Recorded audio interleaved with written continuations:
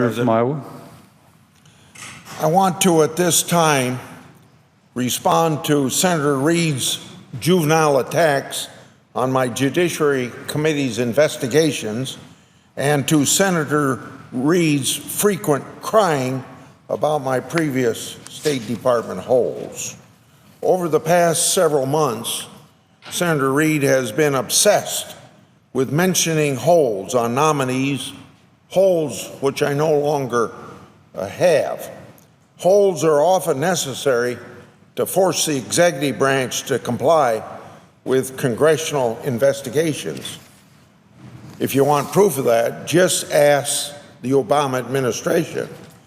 In a federal court filing during the Fast and Furious investigation, the Obama administration argued that the court should not even consider that particular case.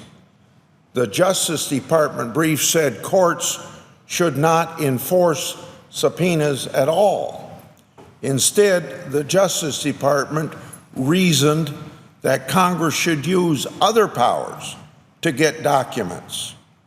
Here's exactly what that government's brief said, quote, "Among other powers, Congress can withhold funds from the executive branch, override vetoes, decline to enact legislation, refuse to act on nominations, and adjourn," end quote.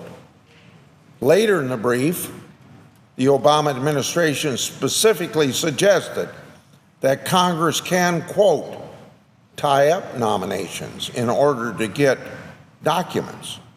Now, if the administration can say that, why would Senator Reid think that that's a wrong act for Congress to take?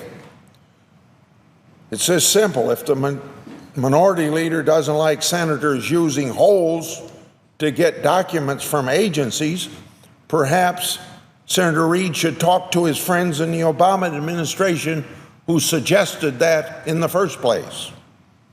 In addition, Senator Reid shows his hypocrisy since members on his own side have held up Obama nominees, and Senator Reid never said a peep about Democrats exercising their rights. Further, Senator Reid's attempts to politicize the Judiciary Committee's oversight work are very uninformed and result in misguided statements. In Senator Reid's accusations that taxpayers' money is being wasted by engaging in oversight of the executive branch, it rings hollow. Secretary Clinton's non-government server and private email arrangements effectively walled off her official communications from the normal Freedom of Information Act and other federal record-keeping requirements. So to Senator Reid, I would say the Freedom of Information Act is squarely within the jurisdiction of the Judiciary Committee and subject to oversight. The former secretary's use of a secret private server to conduct all of her official business led to an avalanche of Freedom of Information Act litigation. It also caused inaccurate responses to the Freedom of Information Act request. Example, in December 2012, Citizens for Responsibility and Ethics in Washington submitted a Freedom of Information Act request for records of Secretary Clinton's email addresses. The department responded stating, quote, "No records responsive to your request were located," end of quote. That response is very misleading, and that's at best. Senior department officials knew about Secretary Clinton's use of private email for official correspondence since they were sending emails to her non-government email address. They would have known instantly of records responsive to that request that the Citizens for Responsibility and Ethics in Government, or Ethics in Washington, submitted. Yet, those senior officials apparently failed to communicate with the state's Freedom of Information Act office. Even then, if state's FOIA office were to search Secretary Clinton's government email account, they would find nothing, since she operated a private account not subject to freedom of information.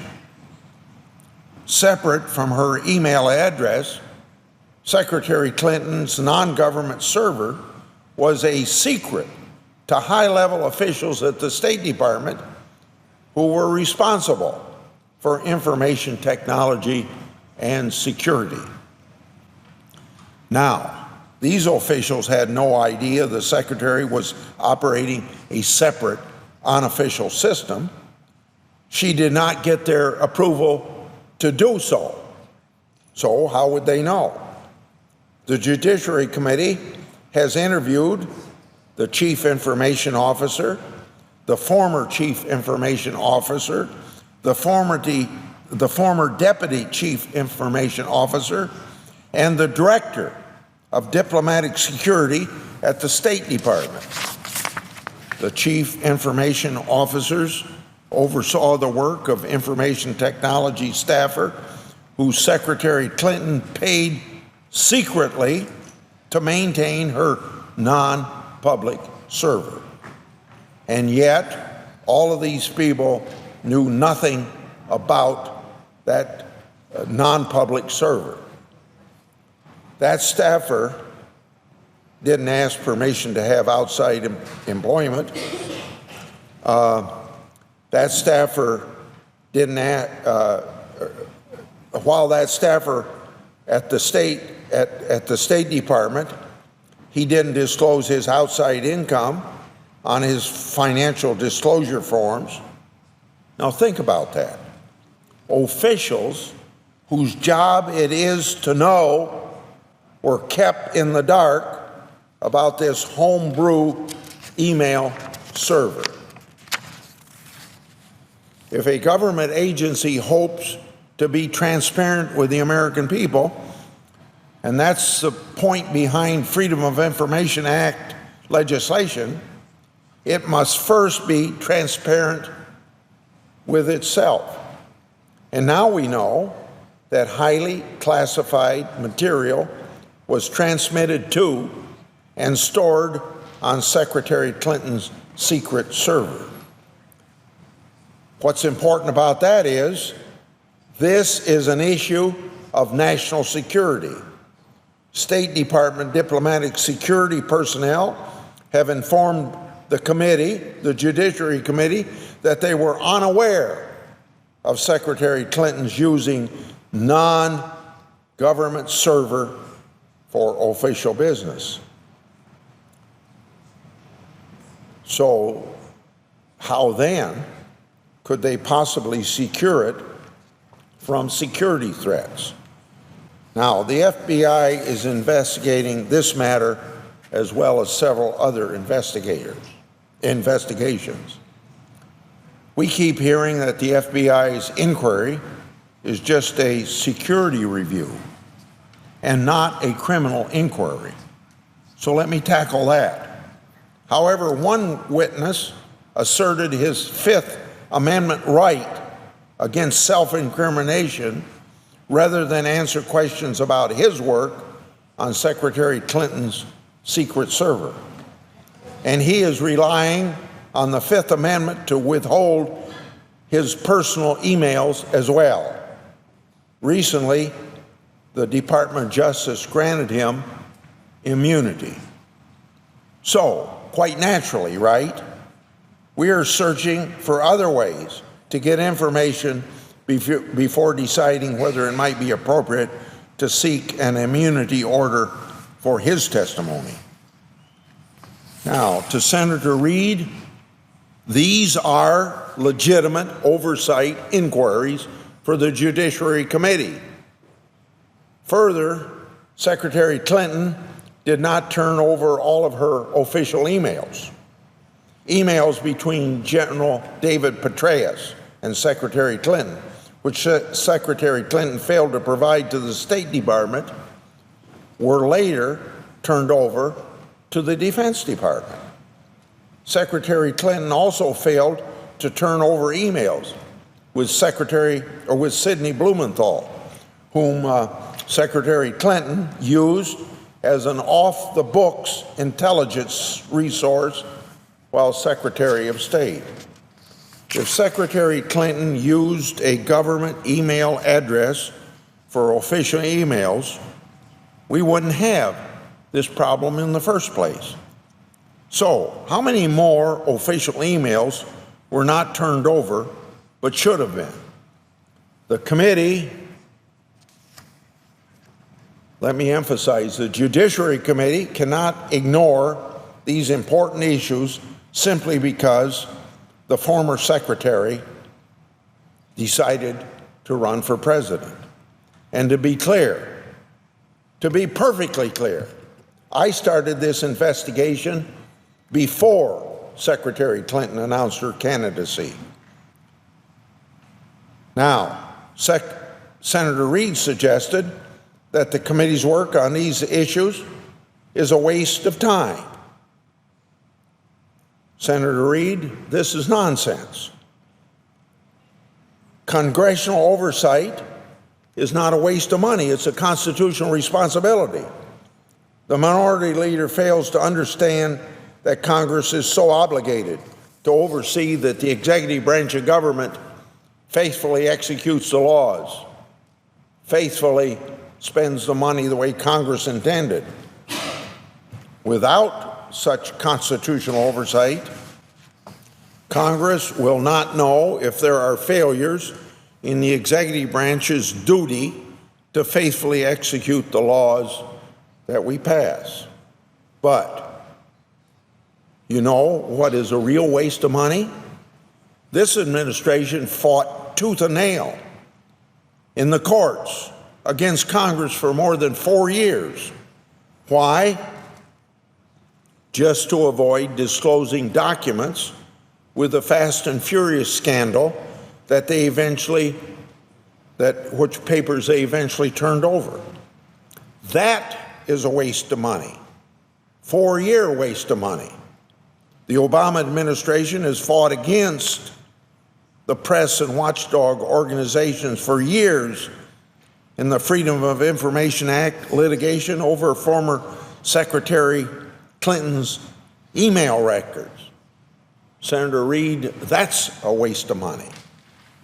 It is shocking that the Obama Justice Department devotes so much taxpayer resources to avoiding the very transparency that President Obama promised on January the 21st, 2009, one day into office, that this administration was going to be the most transparent in the history of the entire country.